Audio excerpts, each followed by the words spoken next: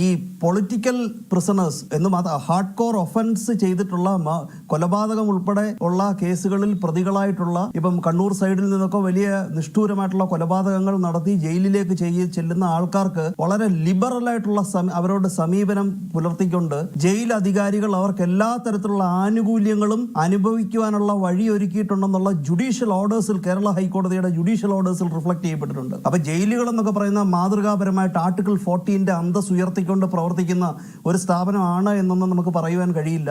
കേരളത്തിലെ ജയിലുകളിൽ കൊടി സുനി ഉൾപ്പെടെയുള്ള കൊടും ക്രിമിനലുകൾക്ക് പച്ച പരവതാനി വിധിക്കുകയും ജയിലിൽ അഴിമതി കാണിച്ചതിന് ഉന്നത ജയിൽ അധികാരികൾ അഴിമതി നിരോധന നിയമപ്രകാരം പ്രോസിക്യൂട്ട് ചെയ്യപ്പെടുകയും ചെയ്യുന്ന ഒരു സാഹചര്യം കേരളത്തിൽ ഉണ്ടായിട്ടുണ്ട് എന്നുള്ളത് നമുക്ക് മറക്കാൻ കഴിയില്ല.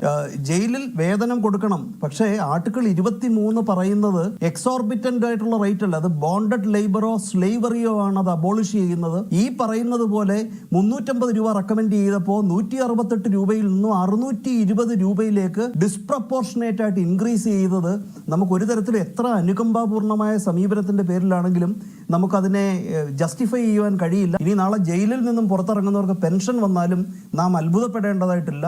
ഓൺ ലൈറ്റർ സൈഡ് അത്ഭുതപ്പെടേണ്ടതായിട്ടില്ല. കാരണം ഇത്തരത്തിലുള്ള സമീപനം ബോധപൂർവം എടുക്കുകയാണ് ചെയ്യുന്നത്. ഒരു തരത്തിലും നമുക്ക് യോജിക്കുവാൻ കഴിയില്ല. ക്രൈം എന്താണ്, ക്രൈം ചെയ്തു കഴിഞ്ഞാൽ കൊടുക്കപ്പെടുന്ന ശിക്ഷ എന്താണ്, ആ ശിക്ഷ സമൂഹത്തിന് കൊടുക്കുന്ന സന്ദേശം എന്താണ്, ഇതിനൊക്കെ വിരുദ്ധമായിട്ടുള്ള ആർട്ടിക്കിൾ 23 പോലും ചിന്തിച്ചിട്ടില്ലാത്ത ഭരണഘടനയുടെ നിർമ്മാതാക്കൾ പോലും ചിന്തിച്ചിട്ടില്ലാത്ത തരത്തിൽ ജയിലിൽ കഴിയുക എന്നത് ഒരു ശോഭനമായ ഒരു ജീവിതമാർഗമായിട്ട് കാണാൻ നാളെ ആൾക്കാരെ പ്രേരിപ്പിക്കുന്ന തരത്തിൽ ക്രൈം സ്പർ ചെയ്യുന്ന തരത്തിലുള്ള ഒരു ഇൻക്രീസാണ് ഉണ്ടായിരിക്കുന്നത്. തീർത്തും നിർഭാഗ്യകരം.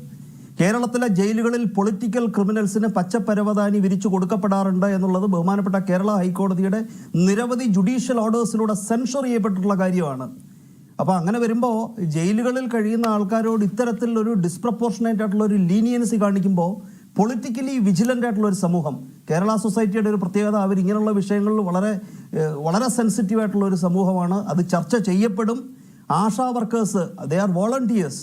അവർ അങ്ങനെ തരത്തിലൊരു തൊഴിലായിട്ട് പോലും അവരെ കണക്കാക്കുന്നില്ല. അവർ വോളണ്ടിയർ ചെയ്യുമ്പോൾ അവരുടെ വിലയേറിയ സമയവും എനർജിയും കളഞ്ഞ് അവരിതിനിറങ്ങുമ്പോൾ 220 രൂപ എന്ന് പറഞ്ഞിട്ട് ഒരു ലീനിയൻ്റ് ആയിട്ടുള്ള കമ്പാഷനേറ്റ് ആയിട്ടുള്ള കൺസിഡറേഷൻ അവർക്ക് കൊടുക്കാതെ ഈ ജയിലിൽ ശിക്ഷ അനുഭവിച്ചുകൊണ്ടിരിക്കുന്ന ആൾക്കാർക്ക് കൊടുക്കുന്നത് 620 ആയിട്ട് റൈസ് ചെയ്തതിനകത്തെ ആ ഒരു ഐറണി അത് തീർച്ചയായിട്ടും ജനാധിപത്യ സമൂഹത്തിൽ ചർച്ച ചെയ്യപ്പെടണം. ജയിലുകൾ ആവാസ കേന്ദ്രങ്ങളായിട്ട്, കറക്ഷണൽ ഹോംസ് ആകണം ജയില്, ആവാസ കേന്ദ്രങ്ങളായിട്ടും സുഖവാസ കേന്ദ്രങ്ങളായിട്ടും ജയിലുകൾ വിഭാവനം ചെയ്യപ്പെടുന്ന ഒരു സാഹചര്യം ഒരു സമൂഹത്തിൻ്റെ ആരോഗ്യത്തിന് ചേരുന്നതായിട്ട് എനിക്ക് തോന്നുന്നു.